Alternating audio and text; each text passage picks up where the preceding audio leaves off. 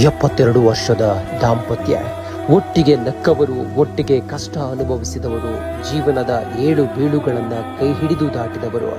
90 ವರ್ಷ ದಾಟಿದ ವಯಸ್ಸಿನಲ್ಲೂ ಆಸ್ಪತ್ರೆಯ ಹಾಸಿಗೆ ಮೇಲೆ ಗಂಭೀರ ಅನಾರೋಗ್ಯದಿಂದ ಬಳಲುತ್ತಿದ್ದ ಚೆನ್ನಮ್ಮ ಅವರಿಗೆ ದೇವೇಗೌಡರು ತಮ್ಮ ಕೈಯಿಂದ ಊಟ ಮಾಡಿಸುತ್ತಿದ್ದರು. ಆ ಕ್ಷಣದಲ್ಲಿ ಅವರು ಹೇಳಿದ ಮಾತು, ನಾನು ನಿನ್ನ ಜೊತೆ ಇರಬೇಕೋ ಬೇಡವೋ.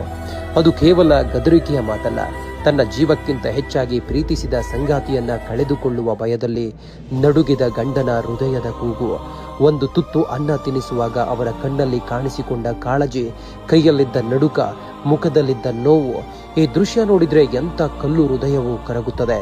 90 ವರ್ಷದ ವಯಸ್ಸಿನಲ್ಲೂ 72 ವರ್ಷಗಳ ದಾಂಪತ್ಯದಲ್ಲೂ ಅವರಿಬ್ಬರ ಪ್ರೀತಿ ಮಾತ್ರ ಎಂದಿಗೂ ಕಮ್ಮಿ ಆಗಲಿಲ್ಲ. ಅದು ದಿನದಿಂದ ದಿನಕ್ಕೆ ಇನ್ನಷ್ಟು ಗಾಢವಾಯಿತು.